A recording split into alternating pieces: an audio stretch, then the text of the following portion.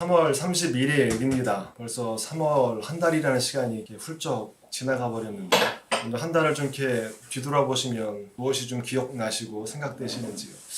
오늘 예배를 통해서 우리의 좀 함께 살아온 시간들, 우리가 또 함께 일했던 이 삶들을 좀 돌아보며 또 우리의 삶을 좀 하나님께 좀 집중하는 시간이 될 수 있었으면 좋겠습니다. 이 시간 함께 우리 공동 기도문으로 함께 기도하도록 하겠습니다.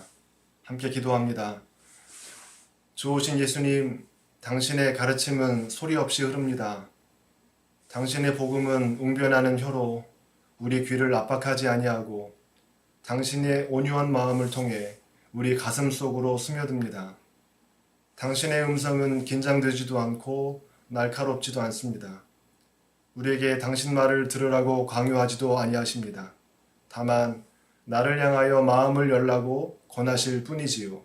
우리가 마음을 열면 당신 사랑은 소리도 없이 스며들어 우리의 영혼을 적십니다. 지금 여기 우리와 함께 계신 예수님께 우리의 마음을 엽니다. 예수님의 이름으로 기도드립니다. 아멘. 오늘 말씀의 제목은 내 약함 속에서 라는 제목으로 고린도후서 12장 8절에서 10절까지 말씀을 본문으로 하나님의 말씀을 전하도록 하겠습니다. 먼저 본문 같이 봉독하도록 하겠습니다. 이것이 내게서 떠나가게 하기 위하여 내가 3번 주께 간구하였더니 나에게 이르시기를 내 은혜가 내게 족하다. 이는 내 능력이 약한 데서 온전하여짐이라 하신지라. 그러므로 도리어 크게 기뻐함으로 나의 여러 약한 것들에 대하여 자랑하리니 이는 그리스도의 능력이 내게 머물게 하려 함이라. 그러므로 내가 그리스도를 위하여 약한 것들과 능욕과 궁핍과 박해와 곤고를 기뻐하노니 이는 내가 약한 그때에 강함이라. 아멘. 한 주간 어떻게 지내셨는지요?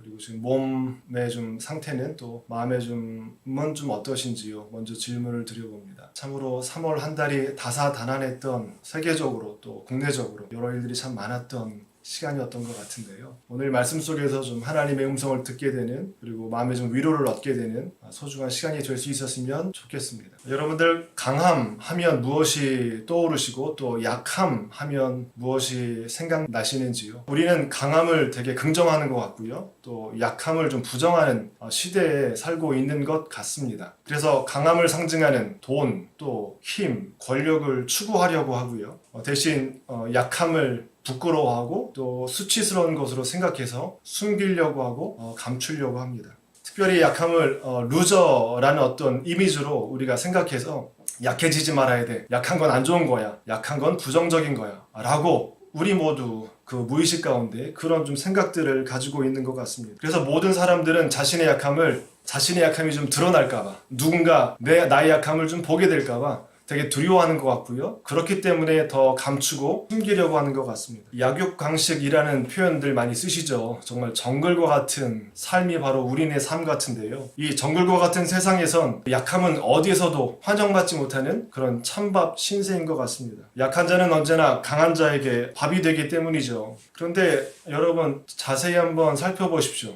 사람을 좀 살펴보시고 자기 자신을 들여다보십시오. 사실 우리 안에는 강함도 있지만 이 연약함과 약함도 있습니다. 아니, 모든 사람에게는 이 강함과 약함이 공존합니다. 어떤 사람에게는 강한 부분이 더 두각이 되고요, 또 어떤 사람에게는 약한 부분이 더 도드라질 뿐입니다. 어떤 사람도 강한 점만 있는 사람은 없습니다. 또 어떤 사람도 약한 점만 있는 사람은 없습니다. 모두가 같이 공존하는 것 같습니다. 그런데 오늘 그 말씀을 보면 이 약함을 우리 대부분의 사람들은 숨기려고 하고 감추려고 하지만, 오늘 바울은 이렇게 고백합니다. 그 약함을 숨기기보단 드러내려고 하고요, 감추려고 하기보단 자랑을 합니다. 어떻게 이럴 수 있을까요? 우리는 이 약함에 대해서 무엇을 보고 있고 또 무엇을 보고 있지 않은지 이 시간을 통해서 함께 생각해 보면 좋을 것 같습니다. 저는 지난 한 주간 코로나 바이러스인 그 변종이죠, 오미크론 바이러스에 감염이 돼서 한 주간 자가격리를 하게 됐었습니다. 또 저로 인해서 아내도 옮게 돼서 미안하지만 아내도 함께 이제 자가격리하면서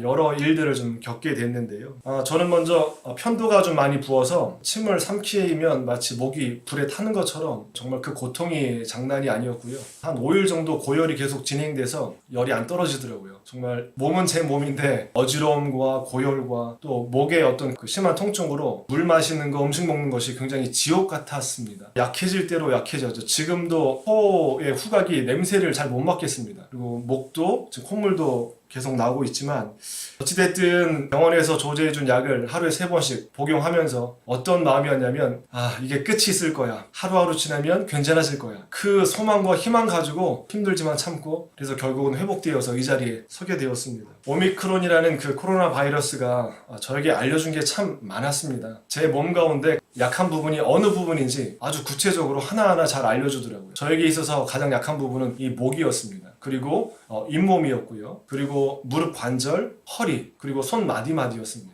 하나하나 그 약한 부분들을 이 오미크론이라는 이 바이러스가 알려주면서 다시 한번 저의 몸을 좀 돌아보게 되었고요. 특별히 코로나 바이러스 감염에 걸린 우리 직원분들, 이 머리로만 알고 간단하게 몸살 기운만 겪고 지나간다는 그런 이야기만 들어서 간단하게 그렇겠거니라고 생각했었는데 제가 직접 겪어보니 이게 장난이 아니더라고요. 머리로만 알고 있던 것을 좀 몸으로 겪게 되니 그분들의 아픔에 공감할 수 있어서 또 한편으로는 감사했습니다. 그러면서 그런 질문을 해봅니다. 몸의 중심은 어디일까? 보통 심장 아니면 뇌 이렇게 중요한 부분들을 우리가 몸의 중심이라고 이야기를 하는데 저는 이 그 아픔을 겪으면서 몸의 중심이 그곳이 아니라는 것을 이렇게 깨닫게 됐습니다. 정세훈 시인이 몸의 중심이라는 시로 몸의 중심이 어디인지 시로 표현하는데요. 제가 잠깐 읽어드리겠습니다. 몸의 중심으로 마음이 간다. 아프지 말라고 어루만진다. 몸의 중심은 생각하는 뇌가 아니다. 숨쉬는 폐가 아니다. 피 끓는 심장이 아니다. 아픈 곳, 어루만져주지 않으면 안 되는 상처난 곳, 그곳으로 온몸이 움직인다. 전 이 시를 접하고 정말 100% 공감했을 뿐만 아니라 정말 고개를 정말 끄덕끄덕 몇 번 했는지 모릅니다. 맞습니다. 몸의 중심은 아픈 곳이에요. 손에 가시가 찔리면 모든 통증은 이 손에 가시에 찔린 곳으로 집중합니다. 그때는 몸의 중심이 그 가시에 찔린 곳이죠. 우리의 몸이 한 곳이 아프면 신경이 그곳에 집중되어지게 되고 그 아픈 곳이 치료되고 치유되기 전까지는 몸의 중심이 아픈 곳이 됩니다. 아픈 곳이 몸의 중심이라는 것. 이 문장을 제가 접했을 때 그 박노해 시인의 나 거기 서 있다라는 그 시가 떠올랐습니다. 박노해 시인의 나 거기 서 있다. 한번 문장을 잘 보십시오. 몸의 중심이 어디로 확장이 되고 세계의 중심이 어디이고 가정의 중심이 어디인지 제가 낭독해드리겠습니다. 몸의 중심은 심장이 아니다. 몸이 아플 때 아픈 곳이 중심이 된다. 가족의 중심은 아빠가 아니다. 아픈 사람이 가족의 중심이 된다. 총구 앞에 인간의 존엄성이 짓밟히고 양심과 정의와 아이들이 학살되는 곳, 이 순간 그곳이 세상의 중심이다. 레바논이여, 팔레스타인이여, 홀로 화염 속에 떨고 있는 너, 국경과 종교와 인종을 넘어 피해 젖은 그대 곁에 지금 나 여기 서 있다. 지금 나 거기 서 있다. 박노해 시인은 이 몸의 중심을 몸으로 한정하지 않습니다. 그 중심을 가정으로 그리고 나라와 지역으로 세상으로 확장시켜 나갑니다. 몸의 중심은 아픈 곳입니다. 가족의 중심은 아픈 사람입니다. 사회의 중심은 또한 아픈 사람입니다. 세상의 중심은 어디일까요? 지금 2022년 3월 이 세상의 중심은 어디라고 생각을 하십니까? 저는 지금 전쟁으로 인하여 수많은 목숨이 죽어가고 있는 우크라이나라는 나라라고 생각합니다. 우크라이나는 지금 국내 난민이 650만 명에 다다랐다고 합니다. 국민의 5분의 1이 피난민이 된 것이죠. 러시아 침공 이후 시민이 최소 847명이 사망했고요. 1399명이 지금 부상자가 발생했고 지금도 사망자와 부상자의 수는 늘어만 가고 있습니다. 정말 이 나라를 위하여 우리는 기도해야 합니다. 그리고 전쟁이 발발하지 않도록 이 세계의 평화를 위해서 우리는 더 없이 기도해야 할 것입니다. 하나님도 이 지구를 보시면서 이 인간의 삶을 보시면서 이 세상의 중심을 어디에 두고 계실까요? 가장 아파하는 사람들일 것입니다. 가장 아파하는 사람들은 가장 수가 적고 가장 힘이 없는 사람들입니다. 성경에 보면 하나님께서 그 많은 민족들 가운데 왜 특별히 이스라엘 민족을 선택하셨는가? 저도 그 이유가 궁금했습니다. 성경을 읽다 보니 모세가 그 이유를 말합니다. 신명기 7장 7절에서 이스라엘 백성들을 왜 그 많은 민족 가운데 택하신 이유가 이렇게 기록되어 있습니다. 주님께서 당신들을 사랑하시고 택하신 것은 당신들이 다른 민족들보다 수가 더 많아서가 아닙니다. 오히려 당신들은 모든 민족 가운데서 수가 가장 적은 민족입니다. 수가 가장 적다는 것은 무엇을 의미할까요? 가장 약한 민족이라는 것입니다. 약육강식의 정글과 같은 세상에서 약한 자는 강한 자에게 밥이 됩니다. 그리고 강한 자의 압제에 눌려 노예로 살 수밖에 없습니다. 하나님은 세상에서 힘 있는 자가 아닌 가장 수가 적고 약한 민족을 택하셔서 보호하시고 사랑해 주셨습니다. 왜냐하면 이들이야말로 하나님의 사랑과 돌보심이 가장 필요한 민족이기 때문입니다. 그래서 성경은 약함을 수치로 여기지 않습니다. 수가 적은 것을 부끄러워하지 않습니다. 오히려 하나님을 만날 수 있는 기회로 받아들입니다. 오늘 본문 고린도후서는 바울이 3차 선교 여행 때 그 마케도냐에서 쓴 서신, 편지입니다. 특별히 고린도후서는 서신 가운데 문학 작품으로서 굉장히 뛰어나고 독특한 특징을 가지고 있습니다. 왜냐하면 이 고린도후서는요, 사도 바울이 자기의 있는 모습 그대로를 고린도 교인에게 드러내며 자기 독백식으로 표현한 독특한 양식을 지니고 있기 때문입니다. 사도 바울은 이 고린도후서에서 자신의 약점을 드러냅니다. 여러분들의 그 약한 점, 그 약점들은 무엇입니까? 사도 바울은 이렇게 말합니다. 들어보십시오. 나는 수고도 더 많이 하고 감옥살이도 더 많이 하고 매도 더 많이 맞고 여러 번 죽을 뻔하였습니다. 유대 사람들에게서 마흔에서 하나를 뺀 매를 맞은 것이 5번이고 채찍으로 맞은 것이 3번이고 돌에 맞은 것이 1번입니다. 파선을 당한 것이 3번이고 밤낮 꼬박 하루를 망망한 바다에서 떠다녔습니다. 자주 여행하는 동안 강물의 위험과 강도의 위험과 동족의 위험과 이방 사람의 위험과 도시의 위험과 광야의 위험과 바다의 위험과 거짓 형제의 위험을 당하였습니다. 수고와 고역에 시달렸고 여러 번 밤을 지새우고 줄이고 목마르고 여러 번 굶주리고 추위에 떨고 헐벗었습니다. 꼭 자랑해야 한다면 나는 내 약점들을 자랑하겠습니다. 사도 바울은 고린도 교인들에게 이렇게 자신의 취약한 부분들, 약한 부분들, 약점들을 낱낱이 다 열거하면서 드러내며 자랑합니다. 바울이 이런 약점들을 자랑하겠다고 한 이유는 무엇일까요? 숨기고 감춰도 모자랄 판인데요. 어떤 이유로 바울은 자신의 약점들을 감추지 않고 오히려 드러내어 자랑하는 것일까요? 그 이유가 바로 오늘 본문 말씀에 나옵니다. 사실 사도 바울은 외부적인 많은 어려움으로 약한 부분들이 참 많았지만 특별히 건강상의 장애가 있었습니다. 그 장애를 육체의 가시라고 할 만큼 자신의 한계들을 절감하게 할 만큼 되게 힘든 질병이었습니다. 그 질병을 성서학자들은 간질 혹은 안질이라고 말합니다. 바울은 이 질병이 너무 고통스러워서 예수님께 간절히 3번이나 기도합니다. 그러나 그 기도 응답은 없었습니다. 그 질병은 치료되지 않았습니다. 얼마나 낙심이 되었을까요? 주님을 위해서 모든 것을 포기하고 복음을 증거하는 삶을 살았고 또 그 질병을 고쳐달라고 기도했지만 고침받지 못했습니다. 참으로 마음이 어려웠을 것입니다. 그런데 그 상황에서 바울은 주님의 음성을 듣게 됩니다. 바로 오늘 본문 말씀입니다. 내 은혜가 내게 족하다. 내 능력은 약한 데서 완전하게 된다. 유진 피터슨이 번역한 더 메시지는 좀 더 리얼하게 번역합니다. 내 은혜가 내게 족하다. 내 능력은 내 약함 속에서 진가를 드러낸다. 내 능력은 내 약함 속에서 진가를 드러낸다.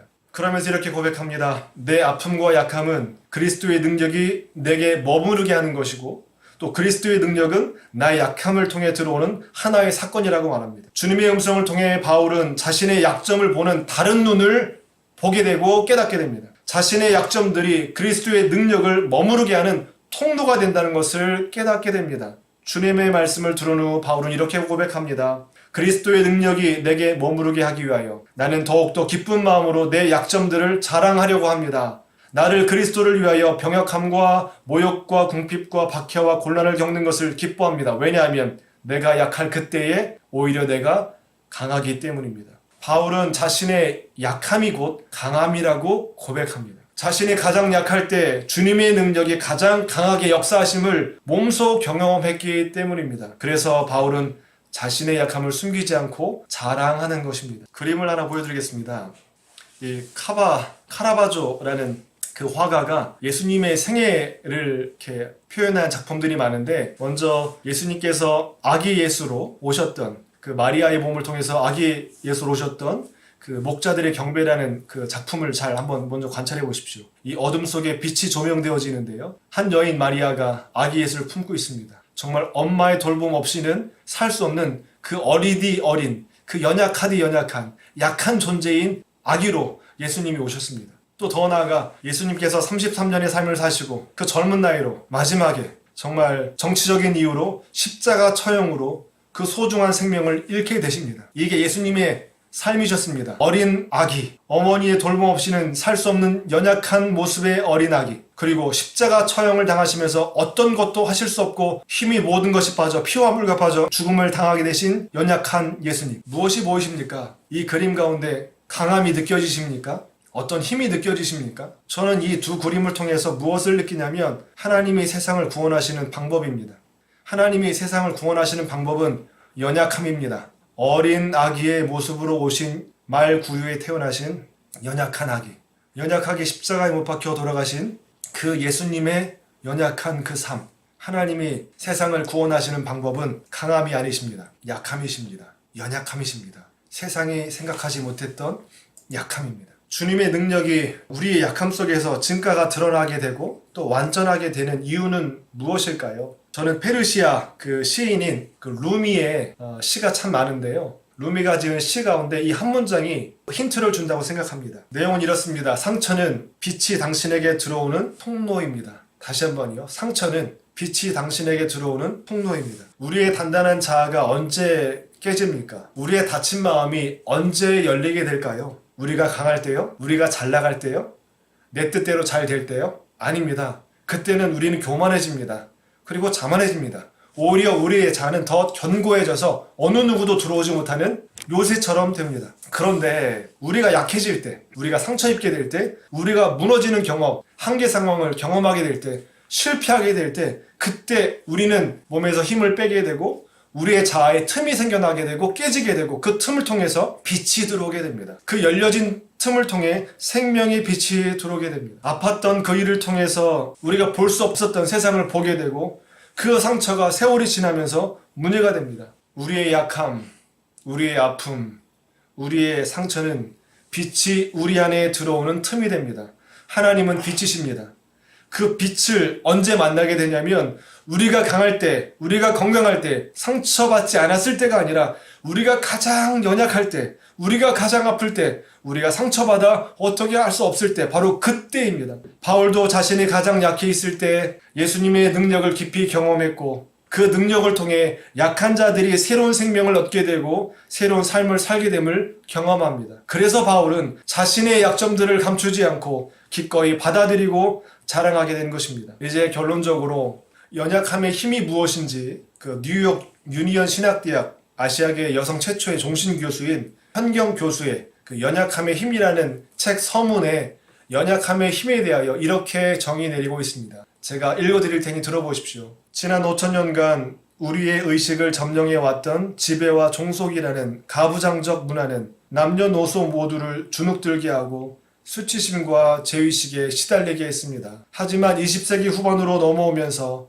사람들은 새로운 빛과 기운을 느끼기 시작했습니다. 그것은 미세한 떨림이었고 부드러운 흐름이었고 가슴속 깊이 스며드는 설렘이었습니다. 힘 있는 자 아래 모두 바짝 엎드려야 하는 거대한 피라미드의 뾰족한 기운이 아니라 모든 생명이 그 중심에서 같은 거리에 있는 둥글고 변화무쌍한 기운이었습니다. 이 기운은 획일성보다는 다양성을, 갈등과 차별보다는 통합과 존중을, 이기심과 속도보다는 돌봄과 느림을, 탐욕과 분리보다는 나눔과 상생을, 두려움과 미움보다는 공감과 사랑을, 지배와 강요보다는 배려와 소통을, 숨막히는 틀보다는 자유로운 춤을 선호하는 창조적이고 자발적인 기운이었습니다. 이 힘은 모든 생명을 가장 자기답게 자라며 꽃피우고 열매 맺게 합니다. 이것은 모든 생명체의 근원인 자기다움의 떨림에서 나오는 힘이라 누구도 통제할 수 없습니다. 이것은 모든 생명체의 근원인